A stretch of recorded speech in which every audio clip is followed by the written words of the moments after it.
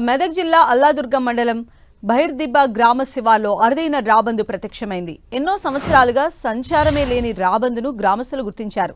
అయితే రాబందు కాళ్లకు నంబర్స్తో కూడిన ట్యాగ్ ఉండడంతో గ్రామస్తులు భయాందోళనకు గురయ్యారు.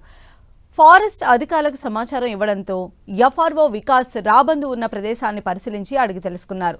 దేశంలో రాబందులు అంతరించిపోయే దశలో ఉన్నాయని, లక్షల్లో ఉన్న రాబందులు అనేక కారణాలతో వేలల్లో మాత్రమే ఉన్నాయని, వాటిని కాపాడేందుకు ప్రభుత్వం ఎంతో ప్రయత్నిస్తోందని తెలిపారు. అరుదైన జాతి పక్షులకు ఎటువంటి హాని తలపెట్టవద్దని, గ్రామంలో కనిపించిన రాబందు మహారాష్ట్ర నుంచి వచ్చి ఉండొచ్చని అనుమానిస్తున్నారు. రాబందు సంచారాన్ని జీపీఎస్తో ట్రేస్ చేస్తారని, వాటికి హాని తలపెట్టవద్దని అధికారులు కోరారు.